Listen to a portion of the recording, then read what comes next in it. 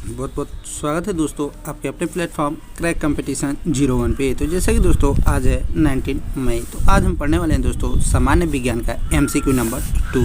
तो सबसे पहले दोस्तों जो कि आज का पहला MCQ है, ध्वनि की गति सबसे धीमी किसमें होती है? तो हवा में होती है, जो कि ये भी मोस्ट VVI इंपॉर्टेंट प्रश्न है।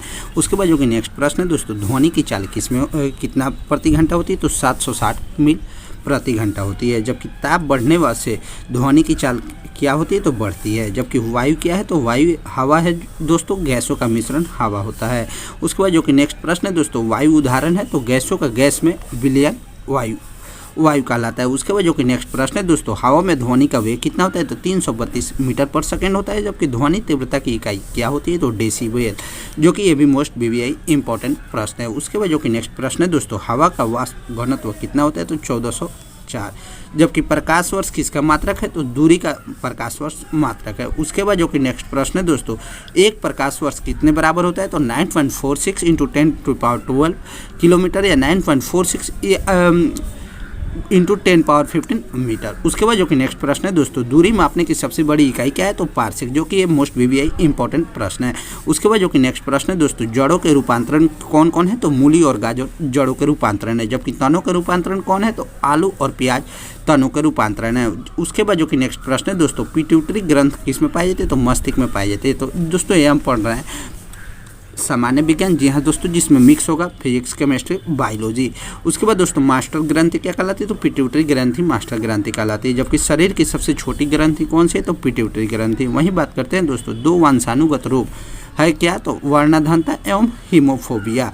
उसके बाद जो कि नेक्स्ट प्रश्न है दोस्तों, सर्वप्रथम मनुष्य में वर्णाधनता का वर्णन किसने किया है? तो हेरनर ने 1876 ईस्वी में। जबकि एक वर्णांध व्यक्ति में पहचान करने की क्षमता नहीं होती है, किसके कारण? तो हरा एवं लाल रंग के कारण। उसके बाद जो कि नेक्स्ट प्रश्न है दोस्तों, थायरॉक्सिन हार्मोन किसमें स्रावित होता है? तो थायराइड ग्रंथ से थायरॉक्सिन हार्मोन स्रावित होता है। उसके बाद जो कि नेक्स्ट प्रश्न है दोस्तों, जठर रस में क्या होता है? तो हाइड्रोक्लोरिक अम्ल जठर रस में होता है। जबकि लाइकन में दोस्तों परस्पर सहजीवी मौजूद क्या होते हैं? तो कवक और शैवाल। वहीं बात कीजिए दोस्तों, प्रोटीन का पाचन क्या होता है? तो छोटी आंत में प्रोटीन का पाचन होता है। जबकि मनुष्य में पाचन किस में प्रारंभ होता है? तो मुख से प्रारंभ होता है, जो कि मोस्ट VVI इंपॉर्टेंट प्रश्न है। उसके बाद जो कि नेक्स्ट प्रश्न है दोस्तों, पचे भोजन का अवशोषण किसमें होता है? तो छोटी आंत में पचे भोजन का अवशोषण होता है। उसके बाद जो कि नेक्स्ट प्रश्न है दोस्तों, लार में पाए जाने वाले एंजाइम कौन है? तो टाइलिन लार में पाए जाने वाले एंजाइम है। जबकि नेक्स्ट प्रश्न है दोस्तों, टिबिया नामक हड्डी किसमें पाई जाती है? तो टांग में टिबिया नामक हड्डी पाई जाती है। वहीं मानव शरीर में कि वह अंग जिसमें हड्डियां की संख्या सर्वाधिक होती है, किसमें? तो अंगुली में सर्वाधिक होती है। वहीं जो कि नेक्स्ट प्रश्न है दोस्तों, भोजन पचाने में सहायक कौन होता है? तो एंजाइम ही होता है भोजन पचाने में सहायक। उसके बाद जो कि नेक्स्ट प्रश्न है दोस्तों, एंजाइम की रचना किसमें होती है? तो अमीनो अम्ल में एंजाइम की रचना होती है। उसके बाद जो कि नेक्स्ट प्रश्न है दोस्तों, पाचन क्रिया में प्रोटीन किसमें बदल जाते हैं? तो एमिनो अम्ल में बदल जाते हैं, जो कि मोस्ट VVI इंपॉर्टेंट प्रश्न है। उसके बाद जो कि नेक्स्ट प्रश्न है दोस्तों, आहार नाल में स्टार्च के पाचन में अंतिम उत्पाद कौन सा है? तो माल्टोज। जबकि शरीर में एमिनो अम्ल की संख्या कितनी होती है? तो 20 होती है। वहीं बात की जाए दोस्तों, शरीर में ऊतकों का निर्माण किसमें होता है? तो प्रोटीन में होता है। वहीं जो कि नेक्स्ट प्रश्न है दोस्तों, हड्डियां और दांतों के निर्माण के लिए कौन सा तत्व आवश्यक है? तो कैल्शियम फॉस्फोरस। जबकि भोपाल गैस कांड 1984 में रिसाव हुआ था, किसके कारण? तो मिथाइल आइसोसाइनाइड के कारण।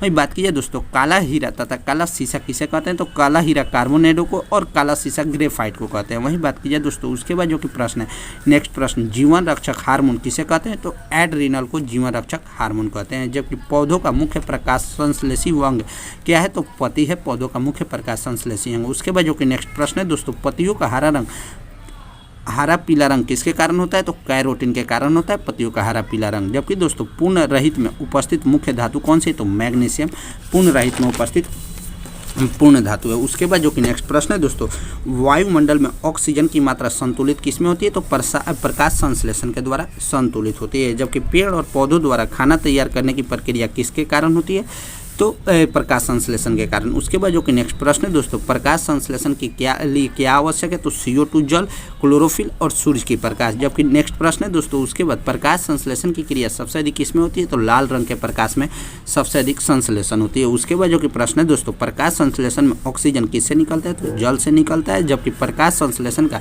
प्रथम स्थिर यौगिक क्या है? तो फॉस्फोरिक अम्ल। उसके बाद जो कि नेक्स्ट प्रश्न है दोस्तों, राइजोम पादप का भूमिगत प्रारूप क्या है? तो जड़ है। उसके बाद जो कि नेक्स्ट प्रश्न है दोस्तों, दलहन के जड़ में पाए जाने वाले जीवाणु कौन सा है? तो राइजोबियम दलहन के जड़ में पाए जाने वाले जीवाणु है। जबकि पौधे नाइट्रोजन ग्रहण किसे करते हैं? तो नाइट्रोजन के नाइट्रेट के रूप में पौधे नाइट्रोजन ग्रहण करते हैं, जो कि ये भी मोस्ट वीवीआई इंपॉर्टेंट प्रश्न है। उसके बाद जो कि नेक्स्ट प्रश्न है दोस्तों, पादपों में जल तथा खनिज लवणों का संचालन किससे होता है? तो जाइलम के द्वारा होता है। वहीं बात की जाए दोस्तों जो कि नेक्स्ट प्रश्न है, पादपों में बना खाद्य पदार्थ पौधे के विभिन्न अंगों में कैसे पहुंचता है? तो फ्लोएम के द्वारा पहुंचता है, जो कि ये भी मोस्ट वीवीआई इंपॉर्टेंट प्रश्न है। उसके बाद जो कि नेक्स्ट प्रश्न है दोस्तों, वह यंत्र जिसके द्वारा तने की वृद्धि दर नापी जाती है किसके कारण? तो ऑक्जेनोमीटर के द्वारा। जबकि आत्महत्या की थैली किसे कहते हैं? तो आत्महत्या की थैली दोस्तों लाइजोजोम को कहते हैं। जबकि लाइजोजोम की खोज किसने की थी? तो डी डुबे ने 1958 ईस्वी में। उसके बाद जो कि नेक्स्ट प्रश्न है दोस्तों, प्रोटीन की फैक्ट्री किसे कहते हैं? तो राइबोजोम को राइबोवॉस को प्रोटीन की फैक्ट्री कहते हैं। जबकि प्रोटीन का संश्लेषण किसमें होता है? तो राइबोजोम में होता है। उसके बाद जो कि नेक्स्ट प्रश्न है दोस्तों, डीएनए की खोज किसने किया था? तो वाटसन एवं क्रिक ने डीएनए की खोज की थी। जबकि डीएनए का संश्लेषण का प्रतिपादक किसने किया था? तो कॉर्नबर्ग ने किया था। वहीं बात की जाए दोस्तों, डीएनए और आरएनए का किस में होता है? तो न्यूक्लियक अम्ल में होता है। उसके बाद जो कि डीएनए के क्रियात्मक खंड को क्या कहते हैं? तो जीन कहते हैं डीएनए के क्रियात्मक खंड को। तो कैसा लगा दोस्तों वीडियो? अगर वीडियो अच्छा लगे तो वीडियो को लाइक, चैनल पर नया है तो सब्सक्राइब और शेयर करना ना भूलें।